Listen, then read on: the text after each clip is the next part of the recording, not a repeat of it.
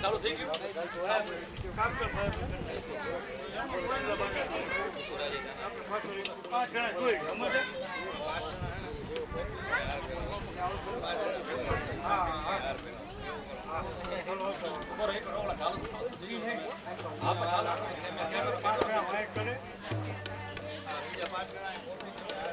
Banner આપજો ને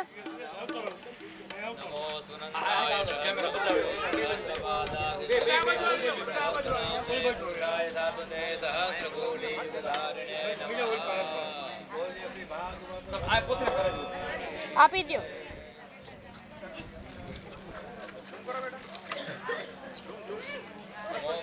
देवाय गो ब्राह्मणेदाय जगद्दिताय कृष्णाय गोविन्दाय नमो नमः आकाशात् तन्तोयं यथा गच्छति सागरं सर्वदेव नमस्कारं केशवं प्रतिगच्छति व्यासस्वरूपाय नमः सकलोपचारार्थ प्रार्थना पूर्वक नमस्कारान् समर्पयामि यानि कानि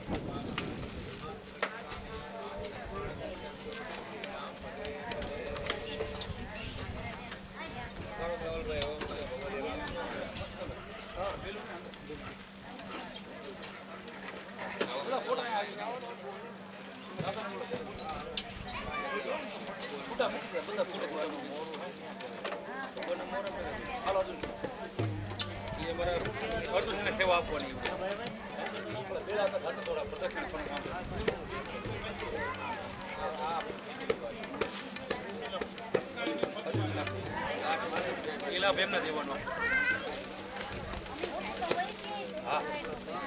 બેનર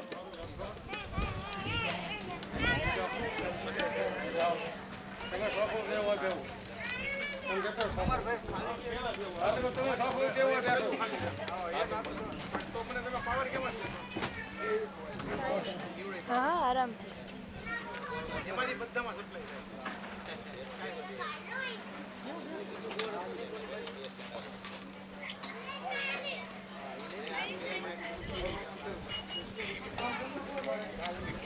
કુમાર કુમાર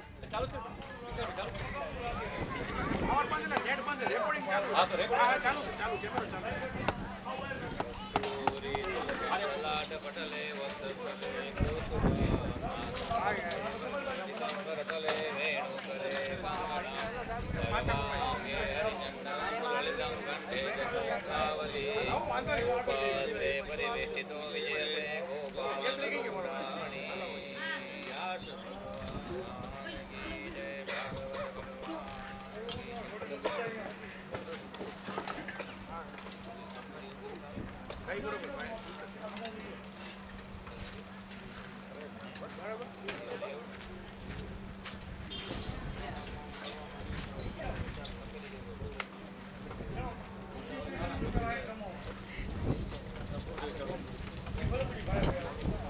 જોઈ લેજો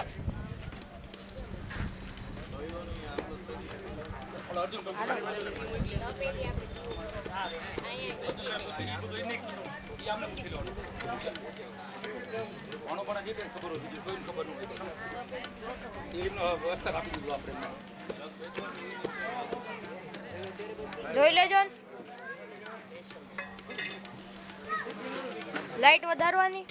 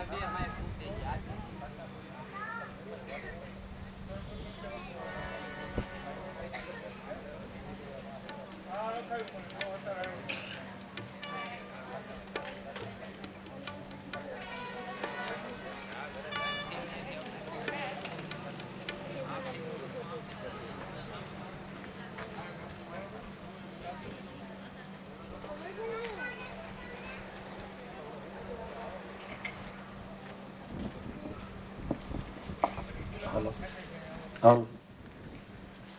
હાલો હાલો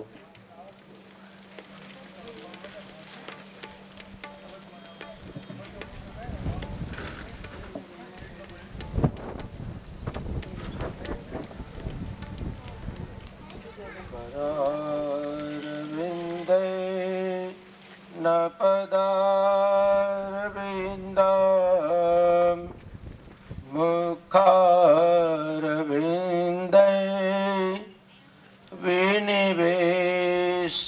विनिवेशयन्तम् पटस्य पत्रस्य पुटे शयानम् बालं मुकुन्द मनसा स्मरामि श्रीकृष्ण गोविन्द हरे मुरारे हे नाथ नारायण वासुदेव जिह्वे पिबस्वामृतमे तदेव गोविन्द दामोदर माधवेति विक्रेतु कामाखिल गोपकन्या मुरारिपादार पेतचेतवृत्ति गोविंद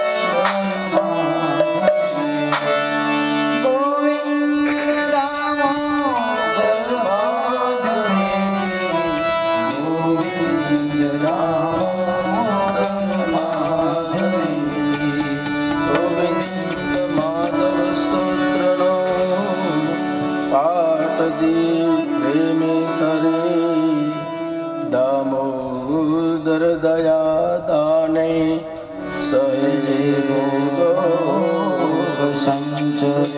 બોલો કૃષ્ણ કનૈયા લાલ કી જય. શ્રી દ્વારિકાધીશ કી જય. ઉમેશ્વર મહાદેવ કી જય. નમઃ પાર્વતી પતયે હર હર મહાદેવ.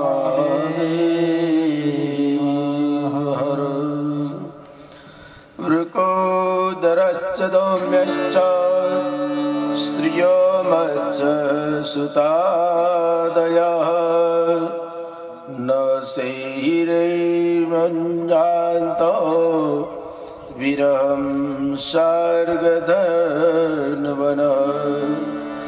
સત્સંગન્મુક્તદોષંગયો ह्यातु नोत्सते बुधः. कीर्त्यमानं यशो यस्य स कृष्णदाः कर्णरोचनः. अनर्तान् सपप्रत्य स्वदानपदान् स्वकान् दद्मो दरवरं तीस्ता विषादं समयन्त्रिवः. हरे कृष्ण कृष्ण कृष्ण हरे हरे.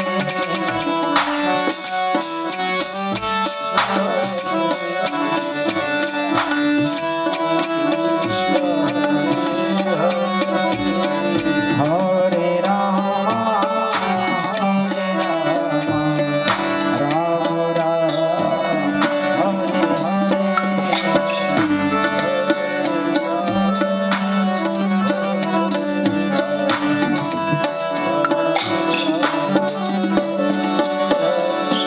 हरे कृष्ण कृष्ण कृष्ण हरे हरे.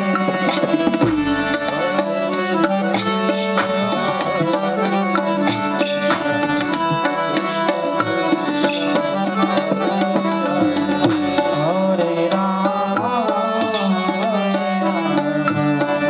राम राम हरे हरे.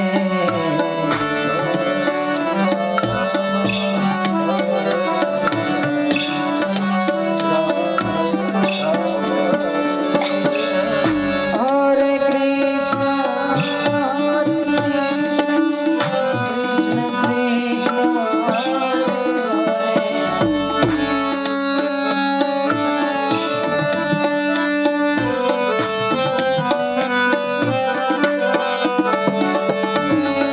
हरे राम राम राम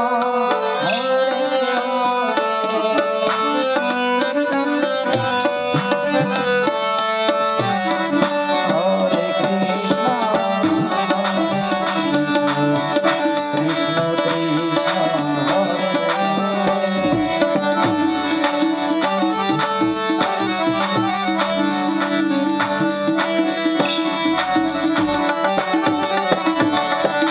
हरे राम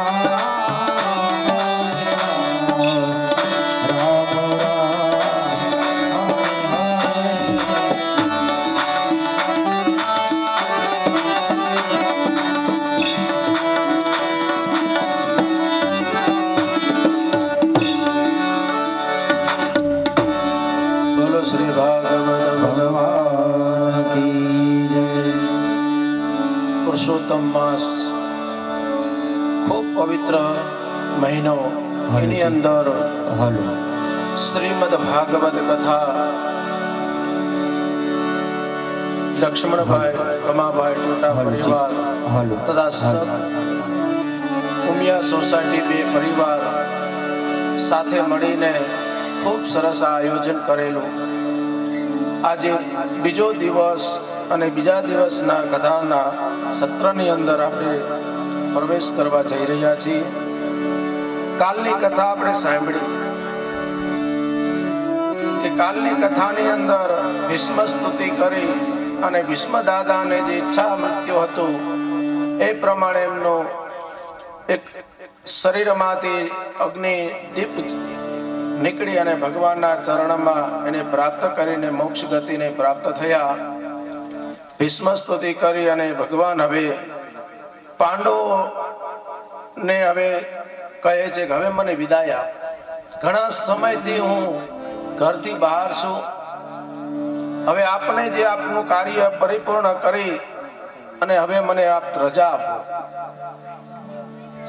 અને હવે ભગવાન રથ ઉપર બેઠા અને રથ ધીમે ધીમે ધીમે દ્વારકા તરફ ચાલવા લાગ્યો છે. રસ્તાની અંદર અનેક પ્રકારના નગરો, શહેરો બધું આવતું જાય. આનર્તાન સવ્રજ સવૃદ્ધાન જનપદાન સ્વકાન દદ્મો ઉદરવરમ તેસામ વિષાદામ સમયત્રીવ. અનેક નગરોને પસાર કરતા કરતા ભગવાન દ્વારકામાં આવે છે. દ્વારકામાં અગાઉથી ખબર હતી કે આપણા ભગવાન દ્વારકાના નાથ આવે છે એટલે આખું નગરને શણગારવામાં આવ્યું છે. ધજા પતાકા તોરણ બાંધવામાં આવ્યા છે. ગ્રામજનો ઘરે ઘરે દીવા પ્રગટાવવામાં ઉમરે દીવા પ્રગટાવ્યા છે. સૌના પોતાના ઘરે તોરણો બાંધ્યા છે. રસ્તા ઉપર રંગોળીઓ કરી છે. ભગવાન આવે છે. ભગવાનનો આખા ગામના દીકરીઓ અને સ્ત્રીઓએ માથે કળશ લઈ અને ભગવાનનું સામયું કર્યું છે.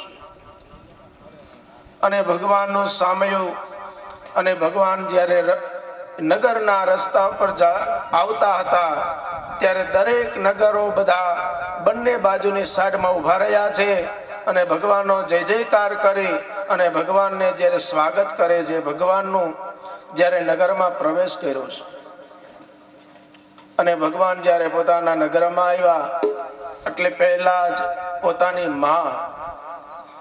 મા પાસે જાય છે. ભગવાનની 7 માતા છે. ભગવાનની 7 માતા પ્રવિષ્ટસ્તુ ગૃહમ વિપ્રો પરિશક્ત સ્વમાતૃભિ વવંદે શિરસા સપ્ત દેવકી પ્રમુખા મૃદાહ. 7 માતામાંથી દેવકી માં પ્રમુખ એ બહુ વાલા છે.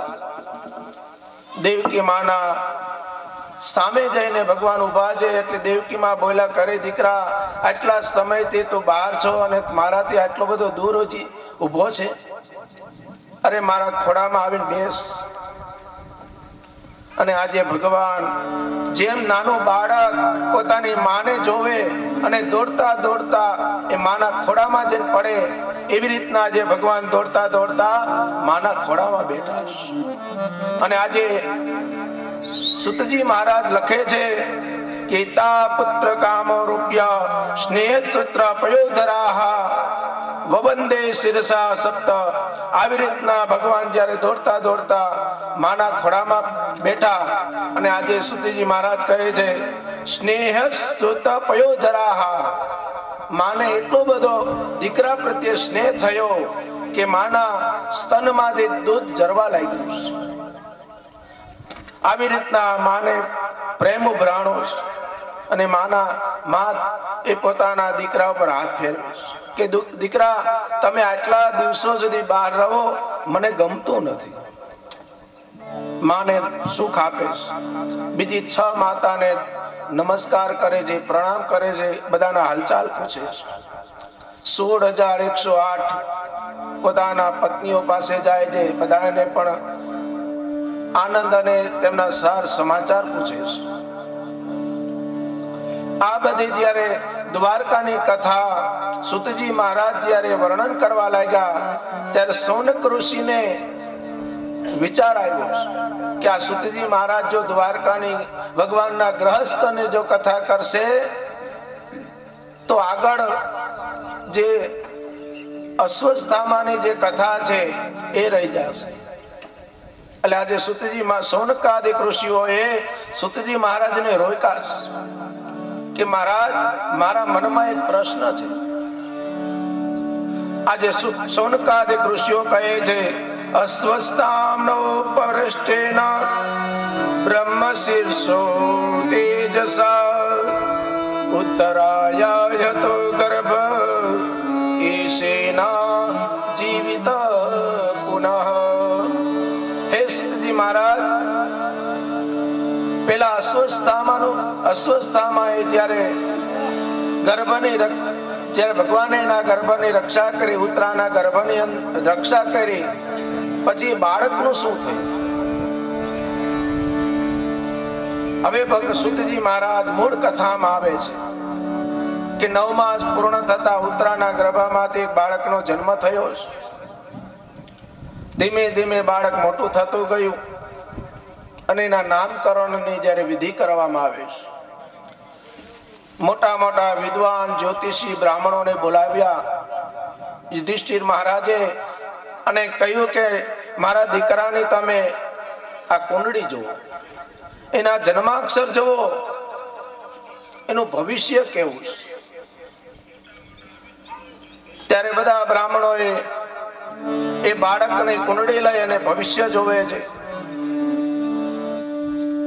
અને એ રીતના બધા જ્યોતિષીઓ જ્યારે પરીક્ષિત રાજાને ભવિષ્ય કુંડળી જોવા અને બોલવા જાય છે અને કહે છે કે રાજા, આ બાળક ખૂબ ભાગ્યશાળી છે,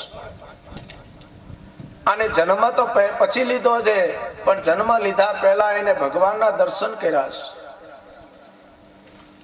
અને આગળ કહે છે, પાર્થ પ્રજાપિતા સાક્ષાત ઈશ્વકો રિવમાનવ બ્રહ્મણ્ય સત્ય સંગચ્છ રામો દાસરથાર્થિતા ઈશ દાતા શરણ્યશ્ચ યથા યેશ નરઃ શુચિભિઃ યશો વિતનિતા સ્વાનામ દૌપ્યંતિરિવ વંચનામ. આજે બધા બ્રાહ્મણો કહે છે કે યુધિષ્ઠિર મહારાજ સાક્ષાત ઈશ્વાકો જે રાજા હતા એના જેવો પ્રજાવિત થશે, પ્રજાનું પાલન કરશે. સત્ય સંગત રામો સત્યનો આચરણ કરશે. આગળ કીધું છે અને અર્જુન જેવો બહાદુર બનશે, સમુદ્ર જેવો દુસ્તર અને સિંહ જેવો વિકરાળ બનશે, મૃગેન્દ્ર એવા સિંહ જેવો વિકરાળ બનશે.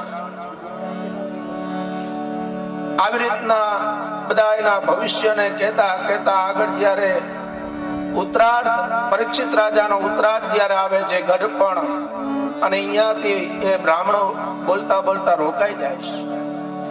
અહીંયા બોલતા બોલતા રોકાઈ ગયા, કઈ બોલતા નથી, બધા મૌન થઈ ગયા છે. યુધિષ્ઠિર મહારાજ કહે છે કે આગળ એનું પાછળનો જે સમય છે, અંત જેનું ઘડપણ, એ તો અમને જણાવો, એ કેવું છે. ત્યારે બધા ઋષિ મુનિઓ કહે છે કે એ તમે જાણવાનું રવા દો. ત્યારે કહે છે કે નહીં નહીં, આટલું તમે જે જણાવ્યું ભવિષ્ય, તો હવે એ પણ તમે જણાવો. ત્યારે જે બ્રાહ્મણો કહે છે, તક્ષકાત મનો મૃત્યો દ્વિજ પુત્રો સર્જિતા પ્રપત સંત ઉપસૃત્ય મુક્ત સંગ પદમ હરે. હે રાજા, આ તમારો દીકરો તક્ષક નાગ કરડવાથી એનું મૃત્યુ થશે. એક બ્રાહ્મણના શ્રાપને લીધે તક્ષક નાગ કરડશે અને એનું મૃત્યુ થશે. આ વાત સાંભળી એટલે યુધિષ્ઠિર મહારાજને દુઃખ થયું, અરે આટલો આવડો મોટો પરાક્રમી મારો દીકરો અને એને તક્ષક નાગ કરડશે, બ્રાહ્મણના દોષમાં આવે. થોડાક દુઃખી થયા અને પાછો બ્રાહ્મણોએ આશ્વાસન આપ્યું કે તમે દુઃખ ન લગાડો, મુક્ત સંગ પદમ હરે. આ તમારો દીકરો સાક્ષાત ભગવાન હરિના ચરણમાં, ભગવાનના ધામમાં જશે, એની તમે ચિંતા ન કરો. જ્યારે આવી રીતના એને ભવિષ્ય બતાવ્યું અને હવે નામકરણ કરવા માટે જાય છે. ત્યારે નારદજી અને ઘણા બધા દેવતાઓ ત્યાં બધા પધાર્યા છે. એમાં નારદજી પણ આવ્યા છે. નારદજી આ બાળક પાસે બેસે છે. એની સાથે કંઈક વાતો કરવા જાય, પણ એ વાતનો કોઈ જવાબ આ બાળક આપતું નથી. અને સામે દરવાજામાંથી કોઈ આવે એની રાહ જોવે છે. પરીક્ષિત નારદજી તેમની વાત કરવા જાય, પણ વાતનો કોઈ જવાબ ના આપે. દરવાજા સામો જોવે, કોઈ આવે ત્યારે હળવેકથી બોલે આ નહીં. કોઈ આવે તો એને જોઈને કે આ નહીં, આ નહીં. નારદજી વિચાર કરે છે કે આ કોને ગોતે છે. એટલે નારદજીએ પૂછ્યું તમે કોને ગોતો છો? જે આવે એને તમે એમ કહો કે આ નહીં, જે કોઈ આવે એને કહો કે આ નહીં, તો તમે ગોતો છો કોને? ત્યારે આજે બાળક કહે છે કે મહારાજ, હું મારા માના ઉદરમાં હતો અને ત્યાં જે મને દર્શન આપ્યા હતા, ત્યાં મારું રક્ષણ કરવા જે આવ્યા હતા એને હું ગોતું છું. કે આમાંથી કોઈ નથી, પણ દરવાજામાંથી આવનાર પણ એમાંથી પણ કોઈ નથી, એને હું ગોતું છું. અને આજે સડી દારે સડી પ્રકારે જે ગૌ બ્રાહ્મણ પ્રતિપાલ ભગવાન દ્વારકાના નાથ પધારે, જ્યારે હવે છડીદાર છડી પોકારે છે અને બધા ત્યાં ભગવાનનું સન્માન કરવા, આવકાર કરવા માટે ઉભા થાય છે. અને ભગવાન જ્યારે દ્વારમાંથી જ્યારે અંદર આવ્યા ત્યારે આ બાળક ઉભા થઈ ગયા અને તાલીઓ પાડે છે, આવ્યા આવ્યા આવ્યા. જેને હું ગોતતો હતો, જેની હું રાહ જોતો હતો, એ હવે આવ્યા છે. એટલે નારદજીને થોડીક શંકા ગઈ કે આ બાળક જ્યારે માના ઉદરમાં હતું અને ત્યારે એને ભગવાને જોયા, તો આ ભગવાન આજ છે, આજ ભગવાન એના દર્શન કરવા માટે આવ્યા હતા, રક્ષણ કરવા માટે આવ્યા હતા. લાવ, મારે આની પરીક્ષા કરવી છે. એટલે નારદજી પરીક્ષા કરે છે કે તમે બરોબર યાદ કરો, આજ હતા? એટલે કે છે કે હા હા આજ હતા.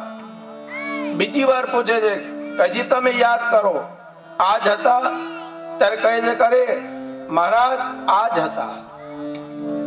હવે નારદજીને થયું કે નહીં, બાળક બરોબર છે. અને હવે નારદજી કહે છે કે હે યુધિષ્ઠિર, તમારે આનું નામ જે રાખવું એ રાખજો, પણ હું એક નામ રાખું છું, પરીક્ષિતા ઇતિ પરીક્ષિત. પરીક્ષા કરવામાં જે પ્રખર એની જે બુદ્ધિ છે, એના વિચાર છે, એ જે પરીક્ષા કરે છે એમાં કુશળ બને, એનું નામ પરીક્ષિત છે. અને આનું નામ તમે એક પરીક્ષિત રાખજો. યુધિષ્ઠિર મહારાજ કહે છે કે આપના જેવા નારદજી અને આપના જેવા પવિત્ર બ્રાહ્મણના મુખમાંથી જે નામ નીકળ્યું હોય તો હવે અમે એ જ નામ રાખશું. અને એ પરીક્ષિત નામ રાખ્યું છે. બોલો શ્રી પરીક્ષિત મહારાજ કી. પરીક્ષિત એવું નામ રાખ્યું. અને હવે પરીક્ષિત મહારાજ ધીમે ધીમે ધીમે ધીમે મોટા થવા લાગ્યા છે. અને હવે આ બાજુ વિદુરજી મહારાજ અને બધા જ્યારે ધીમે ધીમે ઘર છોડીને ચાલતા થયા, 5 પાંડવો એ પણ હવે પોતાનો સમય પૂર્ણ થયો અને પોતે સ્વર્ગારોહણનો જ્યારે સમય થયો ત્યારે અર્જુન દ્વારકામાં જાય છે. અને દ્વારકામાં ભગવાનની સાથે થોડોક સમય રહે છે. અને ત્યાં ભગવાન સાથે સત્સંગ કરી અને જ્યારે ભગવાન પણ પોતાના આ પૃથ્વીને પોતાની માયા જ્યારે સંકેલી અને પોતે પણ પોતાના ધામમાં પધારે છે. અને ભગવાન જે પોતાના દ્વારકાની સ્ત્રીઓ હતી એ અર્જુનને સોંપે છે. અને અર્જુન લઈ અને પોતાના નગરમાં આવે છે. ત્યાં રસ્તામાં એ કાબાઓ એ અર્જુનને લૂંટે છે. અને આજે અર્જુને ભગવાનને અર્જુન બધા કાબાએ લૂંટ્યા છે. સમય સમય બલવાન હે નહીં પુરુષ બલવાન, કાબે અર્જુન લૂંટ્યો વહી ધનુષ્ય વહી બાણ. આજે કહે છે કે એ અર્જુન ધનુષધારી હતો, પરાક્રમી, પણ આજે સમય એવો આવ્યો કે એને કાબાઓએ લૂંટી લીધો હશે. જ્યારે અર્જુન યુધિષ્ઠિર મહારાજ પાસે આવે છે, મોઢું પડેલું છે, મોઢા ઉપર દુઃખ છે, એટલે અર્જુનને પૂછે છે કે શું અર્જુન, કોઈ બ્રાહ્મણનો અપરાધ થઈ ગયો છે તારાથી? કોઈ તે એવું કઈ કર્મ કર્યું છે કે આજે તારે નીચું જોવું પડે છે? કેમ તમે કઈ બોલતા નથી? ત્યારે બધી વાત કરે છે કે મોટા ભાઈ, ભગવાન સ્વધામ પધારી ગયા છે, આ પૃથ્વી પર હવે કાંઈ છે નહીં, હવે આપણે પણ હવે આપણા રસ્તે ચાલો. અને પાંચે પાંડવો એ પણ હવે પોતાને શરીરને તકલીફ આપી અને સ્વધામ જ્યારે પધારે છે, ભગવાનના ધામમાં જાય છે, આ બાજુ પરીક્ષિત રાજા રાજ્ય સિંહાસન ઉપર એના રાજ્યાભિષેક થયા છે અને પરીક્ષિત રાજાને રાજ્ય સોંપવામાં આવ્યું છે. પરીક્ષિત રાજાને રાજગાદી મળી. પરીક્ષિત રાજાના લગ્ન ઉત્તર રાજાને પુત્રી ઈરાવતી સાથે થયા. તેના પુત્ર જન્મેજય, 4 પુત્ર થયા છે. એક વખત આ રાજા દિગ્વિજય કરવા માટે નીકળે છે. તતઃ પરીક્ષિવ દ્વિજવર્ય શિક્ષયા મહિમ ભાગવત સસાહ. આ પરીક્ષિત રાજા પોતાના ઘોડા ઉપર બેસી, રથ ઉપર બેસી અને જ્યારે નગરની બહાર જાય છે અને બધે ફરતા ફરતા આગળ જતા જોયું કે ગાય છે અને કાળા કલરનો એક પુરુષ. ગાયના 3 પગ કાપેલા છે અને ગાય એક પગ ઉપર ઊભી છે. બળદ છે, એના 3 પગ કાપ્યા છે અને એક પગ ઉપર એ બળદ ઊભો છે અને બાજુમાં ગાય એ રોવે છે, રુદન કરે છે. આ જોયું ત્યારે પરીક્ષિત રાજા ત્યાં જાય છે. જે કાળા કલરનો જે પુરુષ હતો એ રાજાને જોઈને જતો રહ્યો અને આ બાજુ પરીક્ષિત રાજા જે 3 પગ કાપ્યા હતા એને સાંધા છે, સંધાન કર્યું અને પૂછ્યું કે તમે કોણ છો? ત્યારે એ બળદ કહે છે કે હું ધર્મ છું. ગાય કહે છે કે હું પૃથ્વી છું. મહારાજ, પૃથ્વી રૂપી જે ગાય હતા એ કહે છે કે આ પૃથ્વી ઉપર એટલો પાપનો ભાર વધી ગયો છે કે હવે આ પાપના ભારમાંથી અમને મુક્ત કરો. અને જ્યારે ખબર પડી કે કાળા કલરનો પુરુષ કોણ હતો, એને સાદ પાડવે છે કે જે કોઈ હોય એ મારી સામે આવો, હું ચક્રવર્તી રાજા છું, મારા રાજ્યમાં રહેવું હોય તો હું તમને બોલાવું છું કે તમે કોણ હતા અને મારી સામે આવો. ત્યારે કલી નામનો કાળો પુરુષ રાજાની સામે આવે છે. રાજાની સામે આવીને રાજાના પગ પકડી લે છે, મને માફ કરો. અને ઘણી બધી આજીજી કરી એટલે રાજા પરીક્ષિતે એના પર દયા ખાધી અને દયા કરી અને એને કહે છે કે હું તને મારીશ નહીં, પણ તું મારા નગર છોડી અને જતો રહે. આજે કલી જે હતો એ પરીક્ષિત રાજાના ચરણ પકડીને પ્રાર્થના કરે છે કે મહારાજ, હું ક્યાં જાઉં? ખાલી આટલું જ રાજ્ય તમારું નથી, તમે ચક્રવર્તી રાજા છો, આખી આ પૃથ્વીના રાજા છો અને આખી પૃથ્વી તમારી છે. પણ હવે મને ક્ષમા કરો, મને થોડીક રહેવા માટે જગ્યા આપ. તમે જે કોઈ જગ્યા તમે મને આપશો એ જગ્યામાં હું રહીશ. અને આજે પરીક્ષિત રાજા એને રહેવા માટેની જગ્યા આપે છે અને કહે છે કે તારે રહેવું હોય તો હું તને જે જગ્યા આપું એ જગ્યા ઉપર તારે રહેવાનું. અને આજે પરીક્ષિત રાજા જગ્યા આપે છે. ધૃતમ પાનમ સ્ત્રીય સુતામ યત્ર ધર્મ ચતુર્વિધ, 4 જગ્યા રહેવા માટે આપે છે. કઈ કઈ તો કે ધૃતમ પાનમ, જ્યાં દારૂ પીવાતો હોય ત્યાં તારે રહેવાનું. દારૂ પીવો એ બહુ મોટું પાપ છે. દારૂ પીવો એ મોટામાં મોટું પાપ બતાવ્યું છે, એટલે તો કીધું છે ધૃતમ પાનમ, જ્યાં દારૂ પીવાતો હોય અહીંયા તું રહેજે. કળિયુગને સ્થાન આપે છે. સ્ત્રીઓ સુતા, જ્યાં સ્ત્રીઓની હત્યા થતી હોય, બાળકોની હત્યા થતી હોય, ત્યાં તું રહેજે. અને જ્યાં ધર્મને હાનિ પહોંચાડતા હોય, ધર્મ નષ્ટ કરતા હોય, અધર્મનું આચરણ કરતા હોય, ત્યાં તું રહેજે. 4 જગ્યા રહેવા માટે આપી. કલિયુગ કહે છે કે મહારાજ આ 4 જગ્યા બહુ મને નાની પડશે, હજી થોડીક મોટી જગ્યા આપો. આ 4 જગ્યામાં હું અને મારો પરિવાર ન રહી શકી. પાછા પરીક્ષિત રાજાને દયા આવી અને પાછા 5 બીજી જગ્યા આપી. આગળ કીધું કે મદમ કામમ રજો વૈરમ ચ પંચમ. તારે અભિમાન હોય, અભિમાન ન કરવું જીવનમાં, કોઈ પણ પ્રકારનું અભિમાન ન કરવું. ઘણાને અભિમાન હોય પોતાના શરીરનો, પોતાના રૂપનો, પોતાના ધનનો, પોતાની સંપત્તિનો, પોતાના પરિવારનો, કે અમારો તો બહુ મોટો પરિવાર છે, અમારું કોણ શું કરી લેવાનું છે.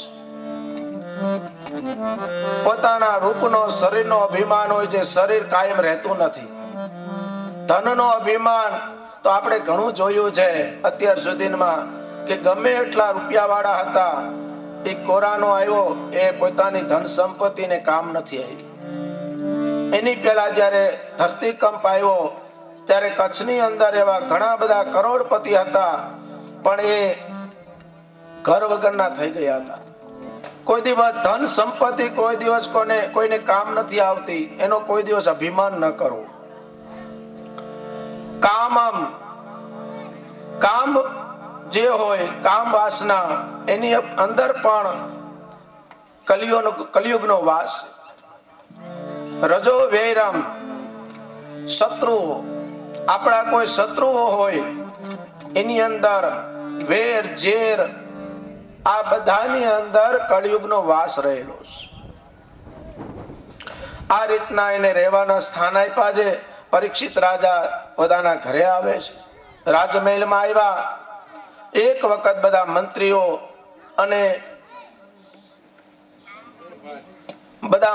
અને બધા સૈનિકો ભગવાન પરીક્ષિત રાજા પાસે આવે છે.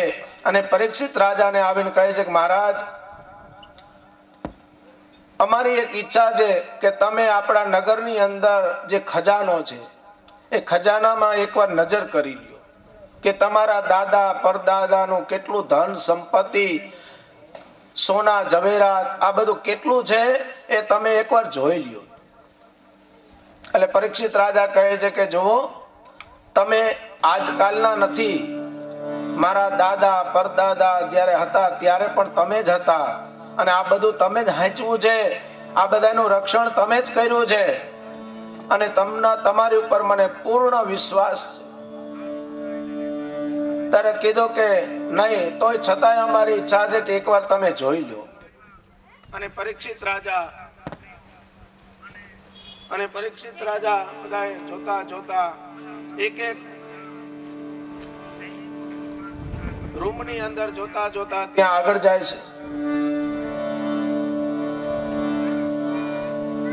જ્યારે એક રૂમ હતો, એ રૂમ ખોલવામાં આવ્યો અને અંદર જઈને જુએ છે તો બધું જોતા એક અંધારામાં એક ચકમકતો હીરા માણેકથી ઉજળો એવો એક મુગટ જોયો છે. પરીક્ષિત રાજાની નજર એના ઉપર ગઈ અને હાથમાં લીધો છે અને જોવે છે કે અરે, મારા દાદા પરદાદા આવો બધો સરસ મુગટ પહેરતા હતા. સૈનિકોને આજ્ઞા કરી કે આ મુગટ એક લઈ લ્યો અને મારા કક્ષની અંદર તમે લઈ આવો. કાલે જ્યારે હું તૈયાર થાવ ત્યારે આ મુગટને હું મારા માથા ઉપર ધારણ કરીશ. મુગટ લઈને સાફ કરાવી અને જ્યારે શૃંગાર કક્ષની અંદર મૂકવામાં આવ્યો છે, અને પરીક્ષિત રાજા સવારમાં જ્યારે મુગટ અને હાથમાં લઈને પોતાના માથે પહેરાય છે, અને આ મુગટને પહેરતા જો કોઈ સૌ પ્રથમ કોઈ રાજી થયું હોય તો એ કલિયુગ રાજી થયો છે. અનિત્યનું દ્રવ્ય એની અંદર પરીક્ષિત કહે છે કે તારો વાસ, અને આ અનિત્યનું દ્રવ્ય હતું. અને અનિતિનું દ્રવ્ય એ આજે રાજાએ પોતાના માથા પર મૂક્યો.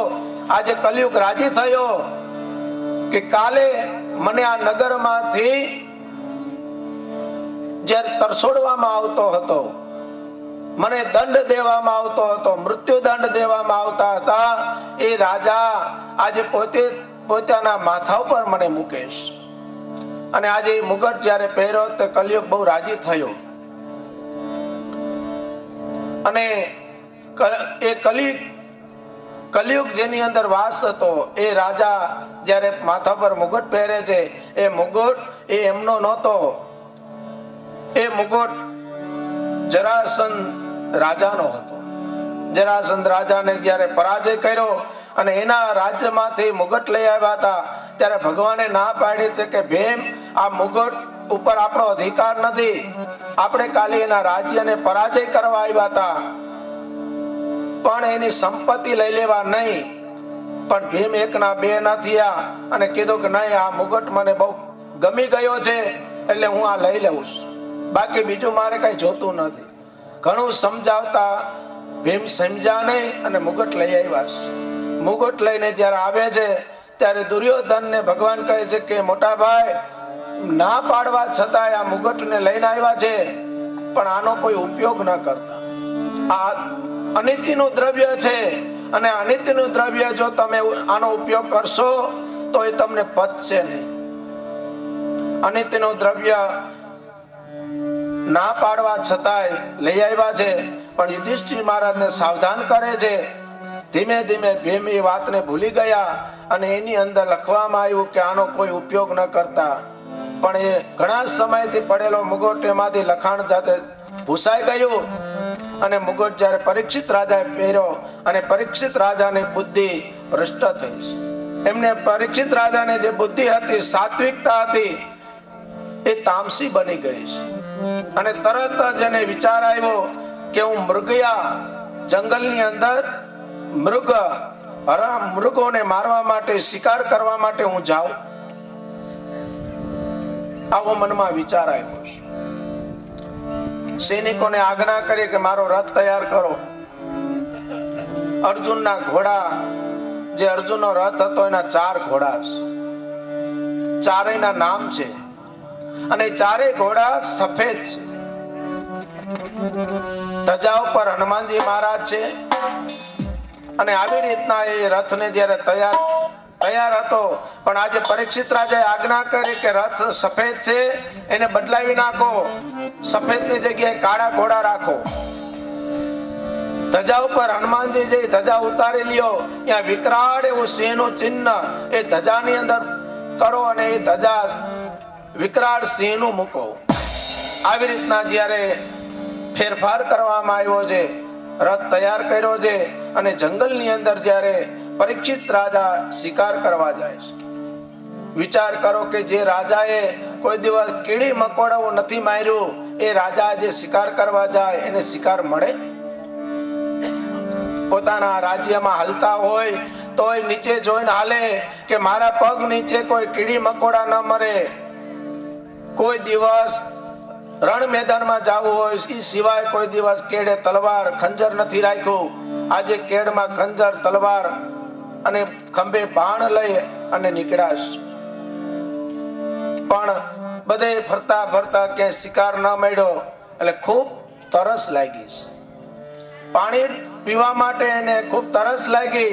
એટલે રસ્તામાં જોતા જોતા એક ઋષિનો આશ્રમ આવ્યો છે. અને ઋષિના આશ્રમની અંદર જાય. અંદર ઋષિ હતા, એ સમાધિમાં બેઠા હતા. અંદર જઈને જોયું તો કે પાણી હતું નહીં, ઋષિ સમાધિમાં બેઠા હતા. એટલે એકવાર તો મનમાં એવો વિચાર આવ્યો કે અરે આ બ્રાહ્મણ, આ ઋષિ સમાધિમાં બેઠા છે. એટલે ત્યાંથી પાછા વળવા આવ્યા. પાછા વળ્યા એટલે માથા ઉપરનો જે કલિયુગ હતો એને વિચારીને ફેરવા કે અરે રાજા, તું ચક્રવર્તી રાજા છો, તને જોઈને આ ઋષિ આંખો બંધ કરી બેસી ગયા હોય તો? એને વિચાર આવ્યો હોય કે આવડા મોટા રાજા જો મારા આંગણે આવશે તો એનો આગતા સ્વાગતા કરવી પડશે, એને બેસાડવા માટે કઈક તૈયારી કરી. આ બધું વિચારતા એ આંખો બંધ કરીને બેસી ગયા હશે. તારું નામ પરીક્ષિત છે, એની તું પરીક્ષા કર. તીરકામઠાથી એક બાજુ મરેલો સર્પ પડેલો હતો, એને તીરકામઠાના અગ્રભાગથી ઉપાડી અને ઋષિના ગળામાં પહેરવી. ઋષિના ગળામાં પહેરવો, પણ ઋષિ તો સમાધિમાં હતા, કાંઈ એને ફેર પડ્યો નહીં. એટલે પરીક્ષિત રાજાને થયું કે નહીં, આ કોઈ ઢોંગ નથી કરતા, ખરેખર આ ઋષિ સમાધિમાં બેઠા છે.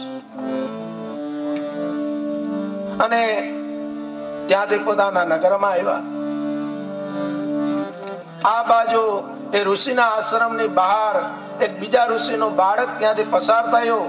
આ રાજાને એના ઋષિના ગળામાં સર્પ પહેરાવતા જોયા. એટલે આ બાળક દોડતો દોડતો એ ઋષિના બાળક પાસે જાય અને ત્યાં ઋષિના બાળક જ્યારે બધા બાળકો જ્યાં રમતા હતા, પાણીમાં સ્નાન કરતા હતા, નદીમાં, ત્યાં જઈને કહે છે કે અરે તું અહીં રમે છે? ત્યાં આશ્રમની અંદર તારા પિતાના ગળામાં કોઈ રાજાએ સર્પ પહેરાવ્યો અને સર્પ તારા પિતાને દંશ દીધો છે અને તારા પિતાનું મૃત્યુ થઈ ગયું. આ વાત સાંભળી એટલે ઋષિને કહ્યું કે અરે એવું કોણ હશે? એકવાર દોડવા ગયા પણ પાછા ઉભા રહી ગયા પાણીમાં. અને એટલો બધો ક્રોધ આવ્યો કે આ ક્રોધમાં ને ક્રોધમાં હાથમાં પાણી લીધું. હાથમાં પાણી લઈને સંકલ્પ કરે છે, ઇતિ લંકિત મર્યાદમ તક્ષક સપ્તમે હની દક્ષિયંતિ સ્મ કુલંકારમ યોધિતો મે તદાત્વયમ.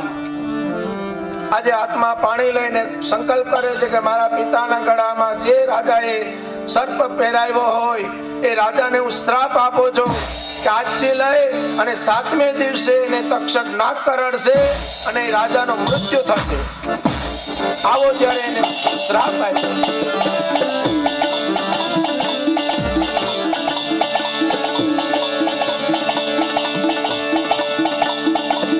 પરીક્ષિત રાજા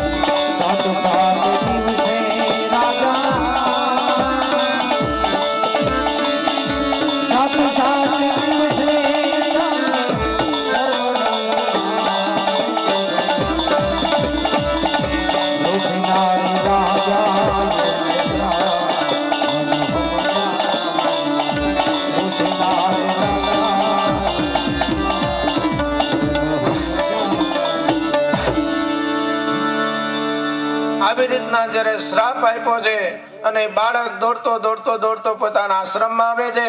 પિતાજી સમાધિમાં છે, એના ખોળામાં માથું રાખીને આ બાળક રડવા લાગ્યું છે. થોડી વાર પછી રડતાનો અવાજ સાંભળતા એ ઋષિ ઉઠી ગયા. સમાધિ જ્યારે તૂટી અને જોયું તો એ ખોળામાં બેઠું બેઠું એ ઋષિનું બાળક રડે છે. એટલે માથા ઉપર હાથ ફેરવ્યો છે. દીકરા, તમે કેમ રડો છો? શું કોઈએ તમે કોઈને મારીને આવ્યા છો અથવા તમને કોઈએ માર્યા? તમે કેમ રડો છો? મને કહો. ત્યારે એકવાર આ ઋષિ બાળકે ઊંચું ઉપાડીને જોયું તો પોતાના પિતા જીવે છે અને પૂછે છે, અરે પિતા, તમે જીવો છો? અરે મને એમ કે તમે તો મૃત્યુ થયું છે તમારું. આ તમારા ગળામાં આ જે સર્પ પહેરાવ્યો હતો એ સર્પે દંશ દીધો અને મને એમ કે તમારું મૃત્યુ થયું છે. ત્યારે કીધું કે નહીં, એ તો મરેલો સર્પ હતો. હવે આ ઋષિ નું જે બાળક હતું એ વિચાર કરે છે કે અરે